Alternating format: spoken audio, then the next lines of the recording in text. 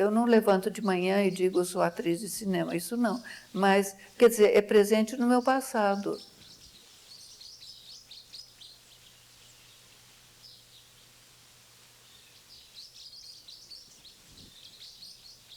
Eu me lembro de dizer para ele, cinema faz de conta, eu quero viver a vida.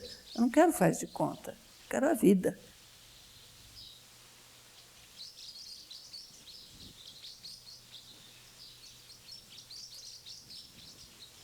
É uma lembrança boa.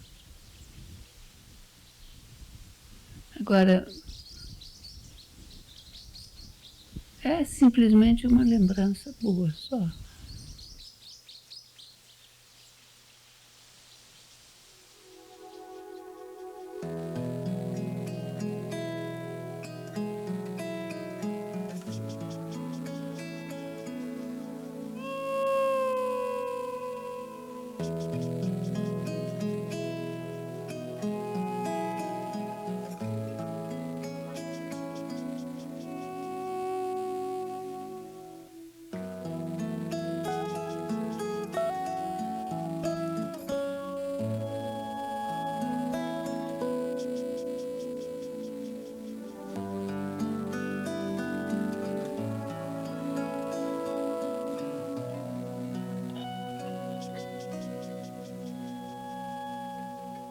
Eu não teria feito cinema se eu não tivesse me apaixonado. Nunca.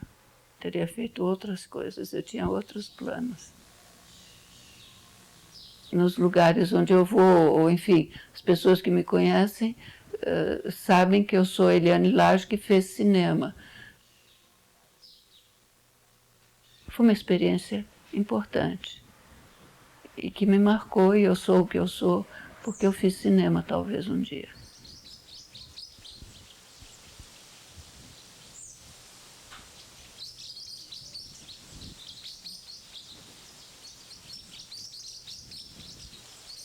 Papai era assim, ele tinha sido nascido criado na ilha, com barcos, nadando. Ele era assim uma força da natureza, tinha um charme assim monumental e conseguia tudo que queria na vida, né? Minha mãe era assim a inglesa, certinha, dentro das regras, isso pode, isso não pode, isso não deve e tal.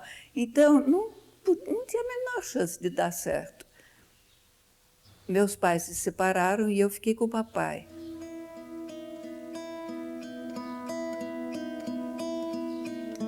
Perdi contato durante muitos anos, dos 4 aos 11, 12 anos, porque não se falava, na minha mãe não se falava, era como se eu tivesse nascido de chocadeira. E eu fui criada numa ilha, na Baía de Guanabara, que era um lugar paradisíaco, e fui criada nessa ilha sozinha, com a governanta inglesa, um mordomo espanhol e meu cachorro, e pronto. Eu tinha um balanço que subia lá em cima, na ilha, e eu via o mar, e via os barcos, enfim. Então tinha esse lado mágico da ilha. Por exemplo, tinha aquelas mangueiras imensas, assim, então eu achava que eram as bruxas, porque nos livros as mangueiras tinham, né, aqueles braços, aquelas coisas. Então, para mim, tinha povoado, o negócio tinha muita gente lá. A minha vida é feita de várias etapas bem diferentes, bem diferenciadas. E eu vivo muito o momento atual. Eu vivo com intensidade o momento atual. Então, realmente, cinema faz parte de uma das etapas das quais eu tenho boas lembranças, mas que cinema não faz parte do meu mundo atual, realmente. O mundo deve ser bem maior do que isto, do que tudo que eu já vi, eu posso imaginar. Depois da experiência de pós-guerra na Itália, em que os filmes eram feitos com muita simplicidade e mostrando a beleza do que era considerado pobre, digamos, as choupanas de de pescadores, os cenários pobres, as pessoas do povo, tudo isso foi realçado naquele cinema de pós-guerra que foi feito com muito pouco dinheiro. E Franco Zampari e Titilo acharam que podiam seguir esse tipo de cinema e fazer no Brasil. E pensaram em fazer um estúdio que seria, no sonho deles, o maior estúdio da América Latina. Resultado da operação, eles transformaram os galinheiros do Titilo, na chácara do Titilo, em apartamentos para os técnicos ingleses que estavam para chegar. Yolanda tinha feito um grande almoço em volta da chegada de Cavalcante, que tinha ido à Europa para buscar, para selecionar, fazer os contratos com os técnicos que iam trabalhar na Veracruz. E ele tinha chegado com o primeiro, os outros vinham atrás. O primeiro foi o Tom, que chegou com ele. Era uma recepção e eram todas as pessoas que estavam interessadas na Veracruz. Cavalcante entrou e todo mundo, né, foi em cima de Cavalcante, fazer a festa e tal. E eu fiquei de lado, né, e eu olho para a porta, tinha um tal inglês, um poeta mal nutrido, parado na porta, muito sem graça, né, porque... Aí eu atravessei a sala, coisa que eu não sabia nem como eu fiz isso. Atravessei a sala, fui falar com um perfeito estranho e perguntei se ele era inglês. Aí ele me disse, não, eu sou argentino. Eu disse, que pena.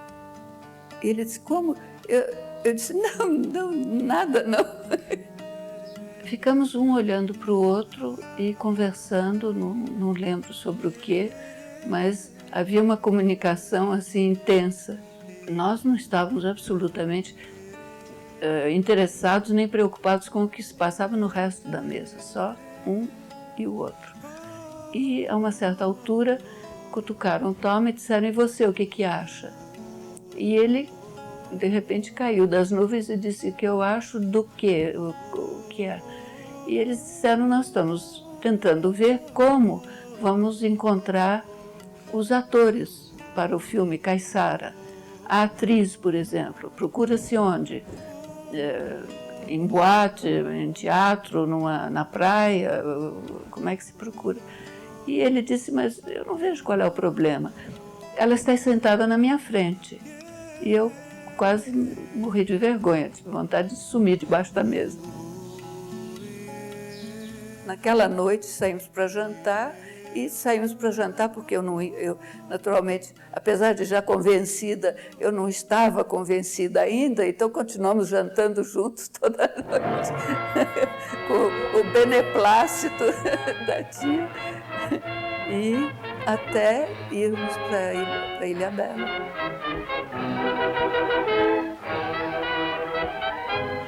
Eu me apaixonei à primeira vista por ele e foi uma paixão que durou 15 anos. Então, foi uma paixão que foi se desenvolvendo com projetos nossos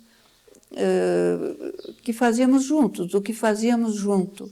Eu sou uma pessoa que vive de emoções, realmente, eu acho.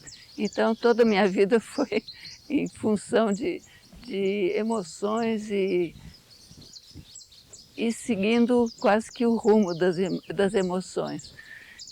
E cinema foi também, e principalmente, porque foi ligado ao Tom, que foi a grande paixão, e a um trabalho que foi movido à paixão, ele paixão por cinema e eu paixão por ele, paixão generalizada. O primeiro choque em cinema, quando eu resolvi desistir totalmente, foi o teste, porque tinham me preparado para fazer uma cena com um ator que simularia um bêbado e viria para me agarrar.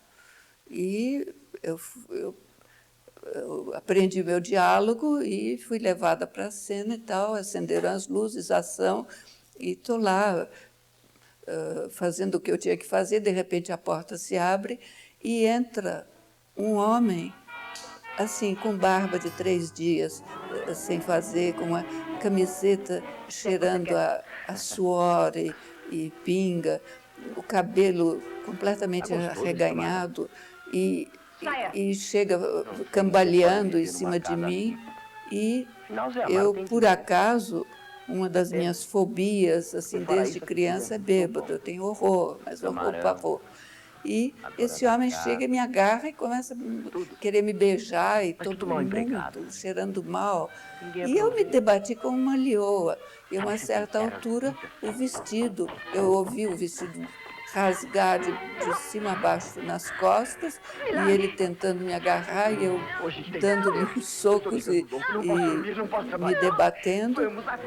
E, de repente, corta, perfeito, todo mundo bateu palmas, e eu fiquei uma onça, eu fiquei furiosa. Imagina mandarem um bêbado fazer a cena comigo. Mas essa frase não pode durar muito. Depois eu saí, o Tom me deu os parabéns, o Cavalcante veio, me deu os parabéns e tal. E eu fui tirar a maquiagem e o Tom veio comigo e eu disse, olha, nunca mais, mas nunca mesmo, me falem em fazer cinema. Deus me livre, coisa horrorosa. Aquele sujeito medonho querendo me agarrar. E eu estava praticamente em lágrimas. Ele disse, olha, vista-se, vamos almoçar. E, de repente, chega um gentleman, assim, bem vestidíssimo, com um terno de tweed inglês, com um lenço, parecia um lord. Chegou, me beijou a mão e disse, gostei muito de contracenar com você, você realmente estava ótima. E eu olhei para esse homem e disse, mas era você? Não era possível, ele estava assim, penteado, arrumado. Era o Carlinhos Vergueiro, o ator. Eu nunca me senti atriz, mas também eu sempre me senti eu mesma. Quer dizer, a partir daqui eu não faço. Isso não é ser ator. Ser ator é você conseguir pegar o personagem, você esquecer de quem você é. E eu nunca cheguei nesse ponto. A minha ideia de cinema era o que eu sabia, assim, vagamente, de Hollywood, né? Aquelas pessoas super pintadas, super glamorizadas. Quando eu fui para Ilhabela, aí eu vi que fazer cinema era totalmente diferente, né? Porque nós fomos para uma ilha que não tinha luz elétrica, para começar. O Franco Zampari disse, não tem luz? Não tem problema, leva um gerador. Então, comprou o maior gerador que existia, botou num caminhão, o caminhão quase que não chega em São Sebastião, de lá tiveram que içar e botar num barco, aí do barco chegar até o pontilhão, um pontilhão de madeira, muito furreca, assim, onde os barcos de pesca de Ilhabela encostavam, né? E aí descarrega o negócio em cima do pontilhão, e o pontilhão dentro d'água, tudo debaixo d'água. Gerador, pontilhão, tudo debaixo d'água.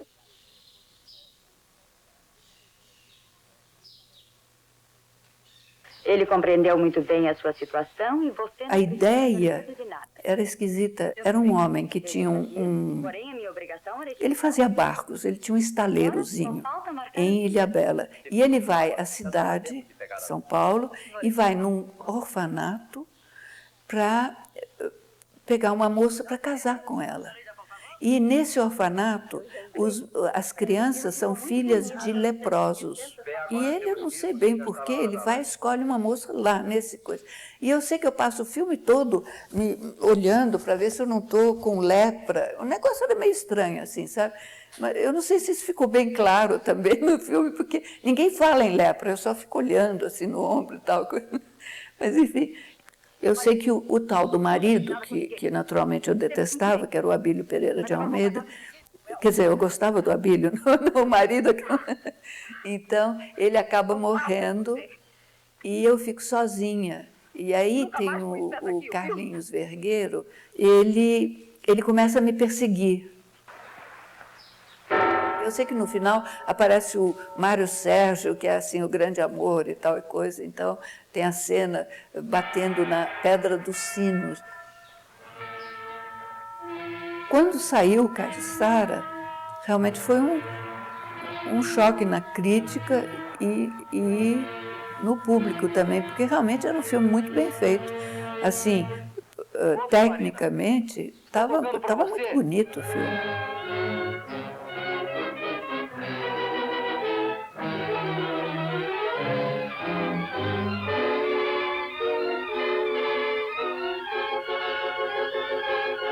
À noite, estudávamos as cenas que íamos rodar no dia seguinte.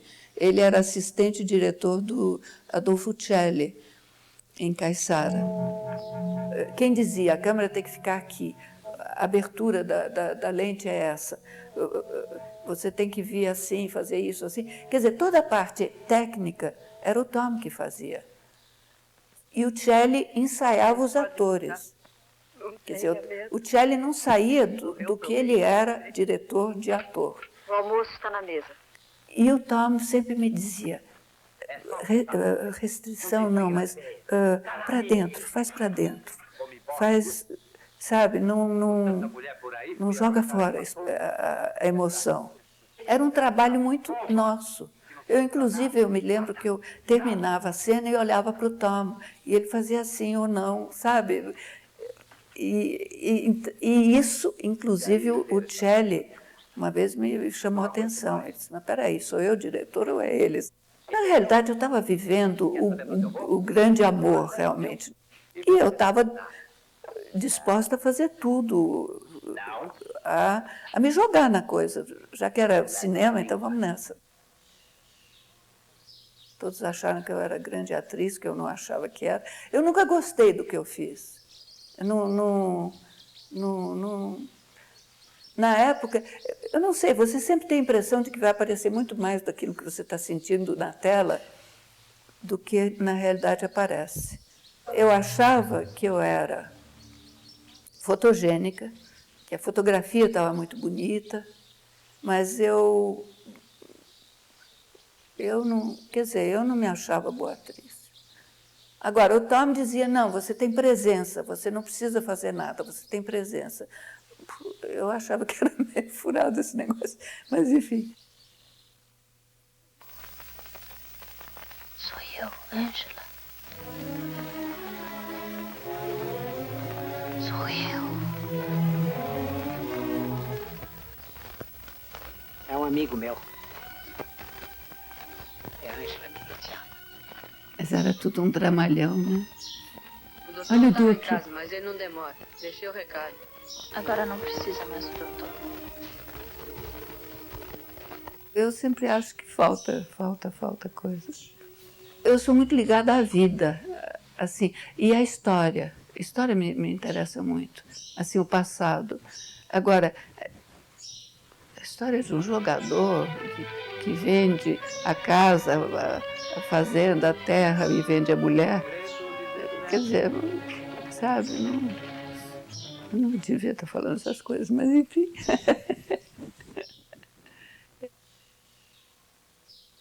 Me programaram para fazer Ângela. Onde? Pelotas, Rio Grande do Sul. E o Tom em São Bernardo. E eu fiquei lá, né? Fiquei um mês filmando e tal, e brigando com o diretor. Então, meu Deus, era horrível. E aí, o Tom e eu nos telefonávamos e escrevíamos todo dia. Nossa, quilômetros de carta. Passava o tempo todo sentado na cadeira esperando a minha vez, escrevendo. E toda noite telefonava e coisa e tal. Bom, aí um dia, Cavalcante briga com Franco Zampari e sai da companhia. Aí o Martim Gonçalves, porque era leal ao Cavalcante, sai da companhia. Aí ficamos às moscas, uns 15 dias, a equipe inteira parada lá. Maria Clara Machado e eu pescando lambari no rio que tinha lá em Pelotas. Nesse período que ficamos na espera, em Pelotas, houve um momento que foi, para mim, foi fantástico, que foi receber o telegrama do Tom dizendo que estávamos casados por procuração no México. Aí eu peguei a aliança, botei no dedo e fiquei quieta, não falei para ninguém também. Botei o telegrama no bolso do jeans e saí com Maria Clara Machado para passar o fim de semana numa estância. E à noite, no que eu tiro o jeans, cai o telegrama no chão. Aí Maria Clara, muito espevitada, disse: telegrama de quem? O que houve? Aí eu disse: bom, o telegrama do Tom, e dei para ela ler. Ela saiu correndo pela casa, sacudindo o telegrama na mão e dizendo: imagina, estão casados, hoje é a noite de núpcias dos dois, só que o noivo está lá e ela está aqui. Bom, aí foi uma festa, Antoninha descobriu champanhe na geladeira, ficamos todos de pijama tomando champanhe, grandes celebrações. Só que o noivo, que era o importante, estava em São Paulo e nós em Pelotas. E aí, um dia, o Franco Zampari chama o Tom e diz: eu vou te pedir um grande sacrifício. Aí o Tom disse: não, pode pedir, fala o que você quer. E eu quero que você vá dirigir Ângela. É um grande sacrifício. O Tom levantou assim, deu um abraço. Eu recebo um telefonema dizendo que eu estivesse no aeroporto a tal hora. E eu fui, sem saber por quê. E aí o Tom desceu do avião, ele estava chegando para retomar as filmagens. Estávamos no trem, o vagão construído no estúdio, e estávamos indo para a fazenda. Anselmo Duarte, Marina, que fazia minha prima, e eu. E o vagão balançava muito e jogavam do lado de fora, tinha uma fogueira de pneus com uma fumaça preta terrível, e um rapaz que, com um cobertor, fazia a fumaça entrar pela veneziana, que era a janela do trem, do vagão.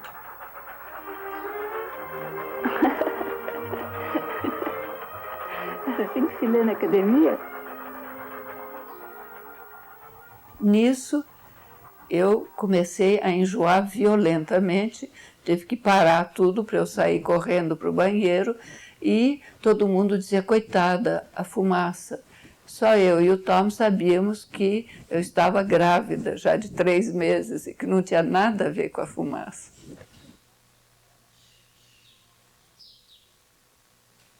Por contrato, não podia engravidar, senão tinha que pagar multa. E eram multas que a gente não podia pagar de jeito nenhum. Quando Sim, a Moça terminou, logo em seguida, pouco depois, a Vera Cruz foi à falência, e aí Viviane nasceu e tudo bem, eu já estava na falência. Bom, eu acho que Sim, a Moça foi um filme mais interessante, mais importante, porque contou toda uma época da história. Foi um filme que começou com uma história um pouco água com açúcar.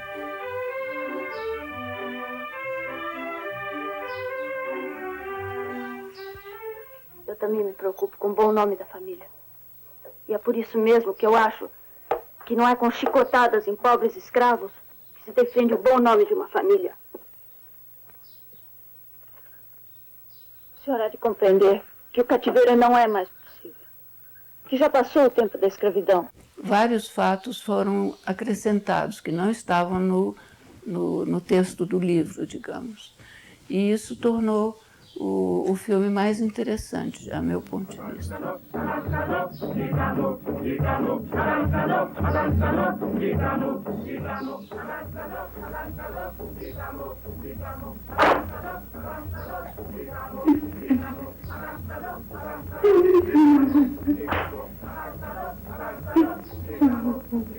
Senhor meu Jesus Cristo, Deus.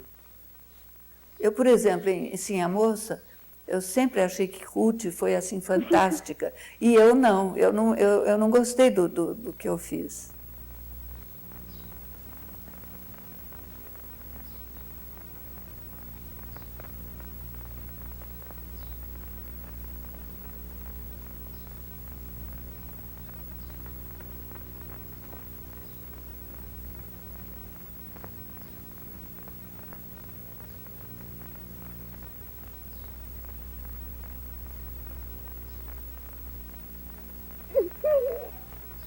Está morto. Ele foi morto. Todas as épocas da minha vida, eu sempre achei que a melhor parte era que eu estava vivendo naquele momento. Sempre. Quer dizer, eu tive essa sorte, porque já o Tom não teve. Porque ele achava que o melhor já tinha passado, né? Que era a época de cinema. Eu me lembro do Tom uma vez virar para mim e dizer assim, não, porque artista não deve ter filhos, não deve ter família. Família é uma corda, é uma pedra no pescoço da pessoa. Quer dizer, então isso para mim era um choque tremendo, você entende? Porque para mim cinema foi ótimo enquanto eu fiz. Adorei, gostei, fiz com ele. Agora, quando, por exemplo, eu tinha minha filha, 2 meninas, e fiz Ravina, e já teve essa tensão, eu já achei horrível, entende? Porque eu não podia me dedicar nem a uma coisa nem a outra. Nunca olhei para trás e fiquei com pena. Puxa, podia ter continuado no cinema, mas nunca. Porque em cinema eu não poderia ter tido meus filhos, porque eu não seria capaz.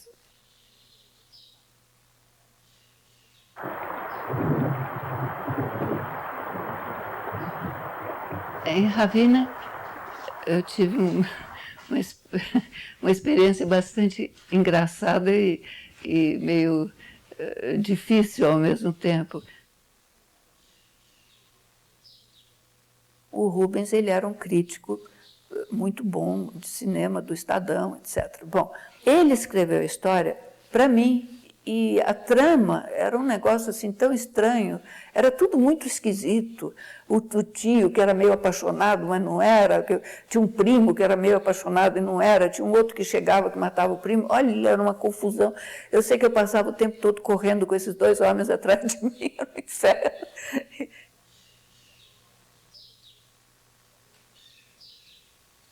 Nós dizíamos, puxa, mas esse negócio é muito complicado. Então, eu me lembro de perguntar para o Rubens, eu disse, mas Rubens, por que ela tem essa reação? Eu não entendo, ela não pode ter essa reação. Aí ele virou, ele disse assim, ator não tem que entender, o diretor tem que entender, ator não. Aí, pum. Você de fato acredita nisso? Destino. Odeio tudo que possa nos separar. Não é assim. Não, vocês não estão entendendo o espírito da coisa. Então, e aí como é que é? Não, faz de novo. Ele não explicava, entende? Então, era um diálogo de surdos, o negócio era terrível. Realmente, Ravina, sabe?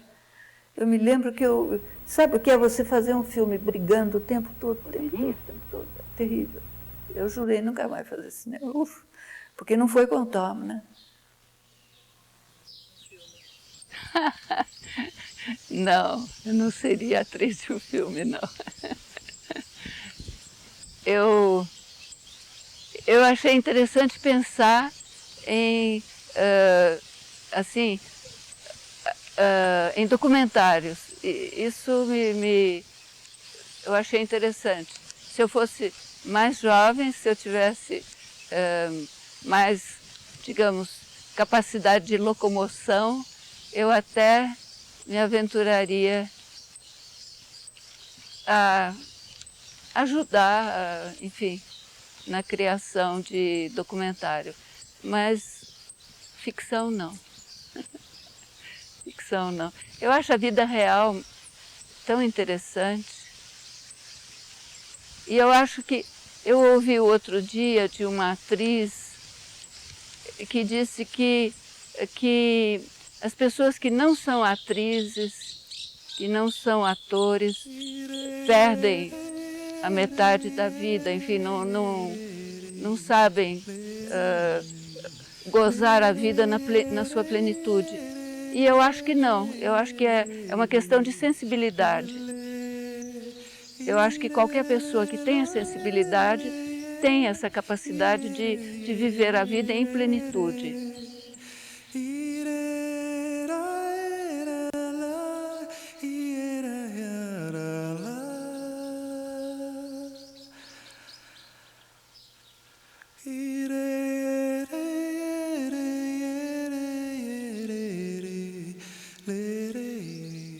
Escrevo minhas memórias e ando caminho com os cachorros. Converso com as pessoas e vivo das memórias e vivo também de contatos com meus netos, com meus filhos.